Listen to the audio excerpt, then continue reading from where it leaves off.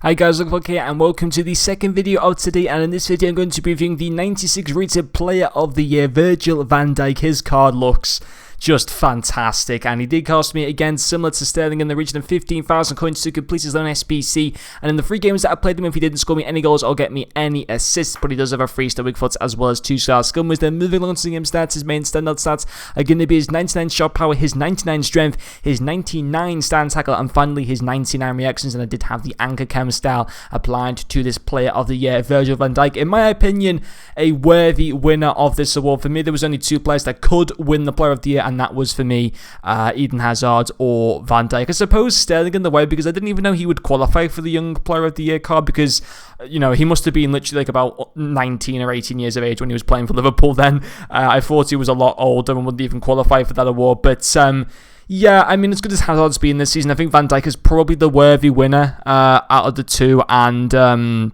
you know, he's had a fantastic season and stuff like that based on what Liverpool are and stuff like that.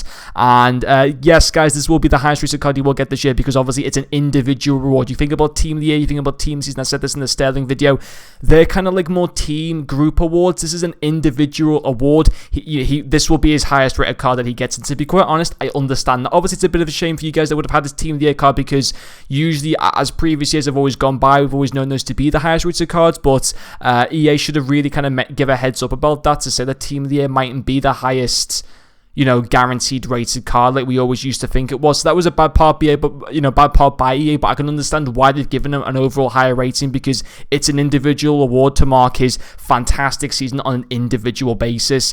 Team of the Year is a lot more not just individual performance, but also team based at the same time. But anyway, let's focus on this Virgil van Dijk card. Apologies for only playing 3 games with him, as either I got the video out tonight or out tomorrow, so I thought I'd just play the 3 games and you guys get the video instead, because obviously I'm sure you guys would rather have that. And for the most part, again, really good card. If I had to say that between the 2 SBC cards, if I had to recommend one to do, obviously, first of all, they're completely different positions, but I think overall, Sterling, although he costs 200,000 coins more, I would probably rather do. First of all, I've got the 89th birthday of Van Dijk, and I love playing him as a CDM card, but, you know, I just prefer the Sterling card. I think overall, he's just a bit of a better player, and I just got more excitement out of him. You know, this is a fantastic card, but would I sit here and pay 1 million coins for a centre-back at this stage of FIFA when I've already got Sol Campbell and Laurent Blanc? Probably not. But anyway, guys, let's talk through how I felt he did overall in terms of his pros and cons. There aren't any cons to him. Focusing on his pros, so his first one's going to be his strength, absolutely fantastic, and that's here with 99 strength and 95 aggression, and with the anchor cam, so he does go to 99 aggression as well, which is fantastic. You know, and how he's able to bully players off the ball and stuff like that. It's not hard for you to do with this card. He's absolutely fantastic when it comes to that. So definitely, obviously, with his really good height at the same time, you know, strength was obviously a really kind of good OP meta part of this card. His second pro as well is going to be his pace. Very, very good for the position he's playing in. 81 acceleration and 90 sprint speed. Again, the anchor cam style increases that quite nicely, so it does go up to 86 acceleration and 95 sprint speed. So he's definitely one of the quickest defenders, if not the quickest defender to go for at the moment in the Premier League. And it is obviously really good, but at the same time, as good as like 86 pace is, and obviously with the anchor cam style, is probably overall pace goes up to maybe just under 90. At the same time, having cards of like around 79, 80 pace is already good enough. So, you know, having a card that's got like nearly 90 pace for a centre-back isn't that much of a difference. You know, even if you had like 80 pace, it'd still be fine. But, you know, for the most part, I was able to, you know, keep up with like strikers and stuff like that, and catch up to them and stuff like that, and use his strength for his tackling.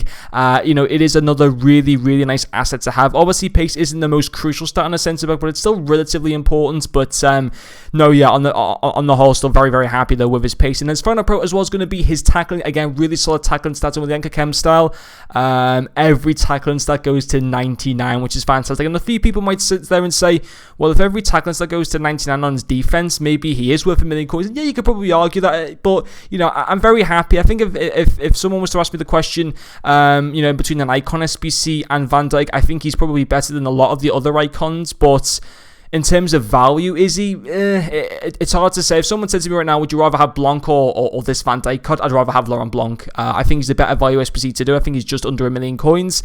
And, you know, maybe not on the whole looks as good as Van Dijk, but it's still a really, really solid card for even cheaper coins. And, you know, I think this is a top quality card, but I think if you're looking to do one of the Player of the Year SBCs, I'd personally go with Sterling. I think he's a little bit more, they're both end game cards, but I think Sterling, you're going to get a little bit better value of your money overall because, he's such a good attacker, and I think there's going to be very few Premier League attackers that are going to be able to rival him, especially on the wing.